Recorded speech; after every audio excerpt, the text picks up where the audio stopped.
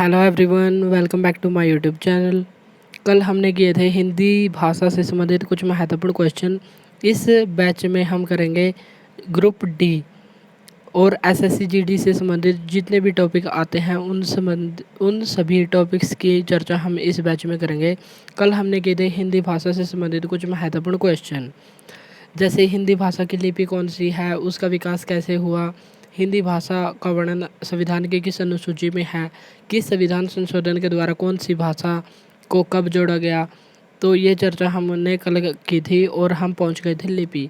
लिपि किसको कहते हैं? भाषा के लिखने के ढंग या स्टाइल को लिपि कहते हैं। और हिंदी भाषा की लिपि का नाम क्या है? देवनागरी लिपि, जिसका विकास हुआ है ब्राह्मी लिपि से। ब्राह्मी लिपि विश्व की सबसे प्राचीन लिपि मानी जाती है, जो बाएं से दाएं लिखी जाती है। इसको हमने कल देख लिया था। आज हम करेंगे भाषा परिवार। भाषा परिवारों की संख्या कितनी है? 4। भाषा परिवार कौन कौन से हैं? सबसे पहला है भारोपीय भाषा परिवार, दूसरा है द्रविड़ भाषा परिवार, तीसरा है आग्नेय भाषा परिवार और चौथा है चीनी तिब्बत भाषा परिवार। भारोपीय भारत प्लस यूरोप की है। द्रविड़ जो दक्षिण भारत में बोली जाती है। आग्नेय भाषा परिवार, चीनी और तिब्बत भाषा परिवार। अब हम इनके बारे में विस्तृत चर्चा कर लेते हैं। यदि आपसे क्वेश्चन में पूछा जाए कि भाषा परिवार की संख्या कितनी है? 4। और कौन कौन से है? भारोपीय भाषा परिवार, द्रविड़ भाषा परिवार, आग्नेय भाषा परिवार, चीनी तिब्बत भाषा परिवार। सबसे बड़ा भाषा परिवार कौन सा है? भारोपीय भाषा परिवार। इसमें विश्व के 73% लोग इसको बोलते हैं। और इसमें कौन कौन सी भाषाएं शामिल हैं? संस्कृत, हिंदी, मराठी, अंग्रेजी और पंजाबी इसमें शामिल है। नेक्स्ट है द्रविड़ भाषा परिवार। इस परिवार की भाषा कौन सी है? इसमें 25% लोग बोलते हैं। इसमें तमिलनाडु, आंध्र प्रदेश, कर्नाटक, केरल की राज्य भाषा है मलयालम, आंध्र प्रदेश के तेलुगु, तमिलनाडु की तमिल, कर्नाटक की कन्नड़। ये भाषाएं जो दक्षिण भारत में भाषाएं बोली जाती हैं उसको कहते हैं द्रविड़ परिवार की भाषा। और इसको कितने प्रतिशत लोग बोलते हैं? 25% लोग बोलते हैं। और भारोपीय भाषा परिवार कितने प्रतिशत लोग बोलते हैं? 73% और 25% द्रविड़ भाषा। भारत का दूसरा बड़ा भाषा परिवार कौन सा है? द्रविड़ भाषा परिवार। और भारत का सबसे बड़ा भाषा परिवार कौन सा है? भारोपीय भाषा परिवार। नेक्स्ट है थर्ड, आग्नेय भाषा परिवार की भाषा कौन सी है? संथाली और मुडारी जो मध्य प्रदेश, ओडिशा और पश्चिम बंगाल में बोलते हैं। मुडारी आदिवासी लोग बोलते हैं। और संथाली मध्य प्रदेश और उड़ीसा में जो आदिवासी रहते हैं वे बोलते हैं। तो संथाली और मुडारी लोगों की भाषा कौन सी है? आग्नेय भाषा परिवार। नेक्स्ट है चौथा भाषा परिवार, चीनी तिब्बत भाषा परिवार। इसमें कौन सी है? गारो, बोडो, नागा। गारो मेघालय में पाई जाती है, बोडो असम में और नागा नागालैंड में पाई जाने वाली जनजाति हैं। और यह भाषा परिवार सबसे छोटा भाषा परिवार है। तो हमारे क्वेश्चन कितने तैयार हुए यहाँ से? भाषा परिवार की संख्या कितनी है? 4। सबसे बड़ा भाषा परिवार कौन सा है? भारोपीय भाषा परिवार। और दूसरे नंबर पर कौन सा है? द्रविड़ भाषा परिवार। भारोपीय भाषा परिवार में 73% लोग भारोपीय भाषा बोलते हैं भारत में, इसलिए सबसे बड़ा भाषा परिवार है। दूसरे पर कौन सा है? द्रविड़ भाषा परिवार। भारत के 25% लोग उस भाषा को बोलते हैं। और भारत का सबसे छोटा भाषा परिवार कौन सा है? चीनी तिब्बत भाषा परिवार, जो कि कहाँ बोला जाता है? गारो, बोडो और नागा। इन 3 जगहों पर 3 जनजातियों के द्वारा बोला जाता है। गारो मेघालय में पाई जाती है, बोडो असम में, नागा जनजाति पाई जाती है नागालैंड में। अब हम देख लेते हैं भाषा संबंधी तथ्य। भाषा की सार्थक इकाई क्या है? सार्थक 2 शब्दों के मेल से बना है, स प्लस अर्थ। जिसमें अर्थ साथ हो उसको कहते हैं सार्थक। तो भाषा की सार्थक इकाई कौन सी होती है? वाक्य। नेक्स्ट है वाक्य से छोटी इकाई क्या होती है? वाक्य। जैसे भाषा में सबसे बड़ी इकाई होती है वाक्य, वाक्य से छोटी कौन होती है? उपवाक्य। और उपवाक्य से छोटी पदबंध। पदबंध से छोटी इकाई पद या शब्द। शब्द को ही पद भी कहा जाता है, तो शब्द या पद पदबंध से छोटी इकाई है। पद या शब्द से छोटी इकाई अक्षर, और अक्षर से छोटी इकाई ध्वनि या वर्ण। तो भाषा की लघुत्तम या सबसे छोटी इकाई कौन सी है? वर्ण। वर्ण सबसे छोटी इकाई और सबसे बड़ी वाक्य है। वाक्य से छोटी वाक्यांश या उपवाक्य। उपवाक्य से छोटी पदबंध। पदबंध से छोटी पद या शब्द। शब्द से छोटी अक्षर। अक्षर से छोटी वर्ण। सबसे बड़ी वाक्य और सबसे छोटी वर्ण।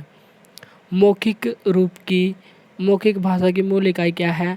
मौखिक भाषा की मूल इकाई है ध्वनि और लिखित भाषा की मूल इकाई है वर्ण। ये सब दोनों हमको ध्यान रखने हैं। हिंदी भाषा आई। हिंदी शब्द आया, जो हमारा हिंदी भाषा का शब्द है हिंदी, यह किस भाषा से आया? फारसी, पारसी या ईरानी।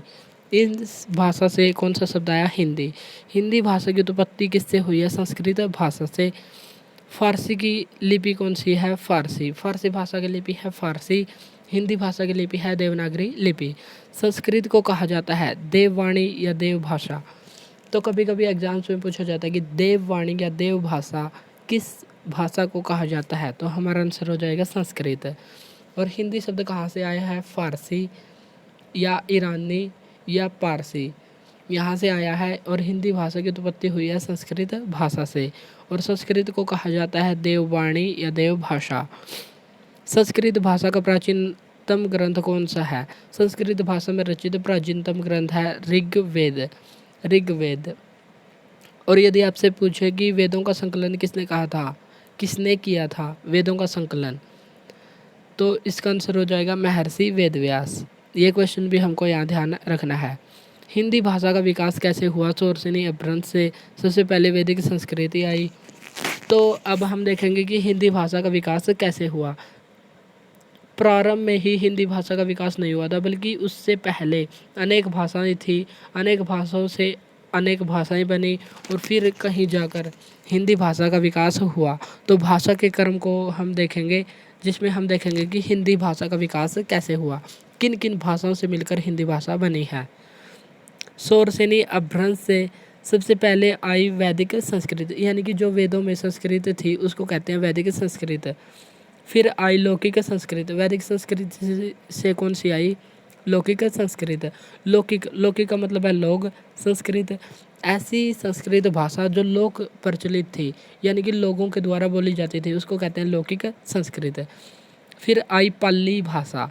पाली भाषा, जो बौद्ध ग्रंथ लिखे गए हैं वो पाली भाषा में ही रचित हैं।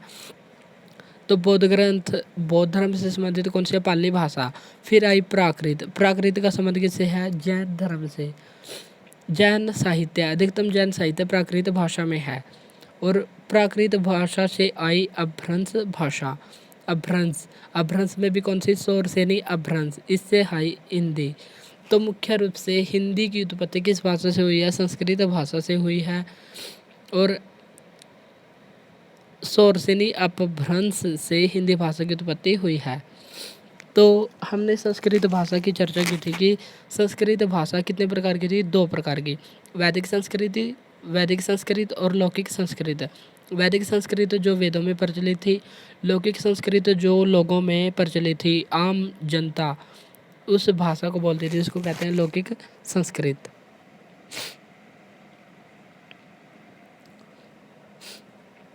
नेक्स्ट है भाषा। भाषा, हिंदी भाषा की कितनी उपभाषाएं हैं? 5 भाषाएं हैं, 5 उपभाषाएं और 18 बोलियां।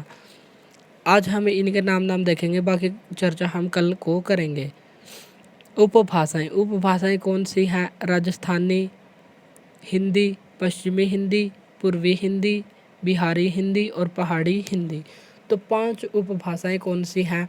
राजस्थानी, पश्चिमी, पूर्वी, बिहारी, पहाड़ी।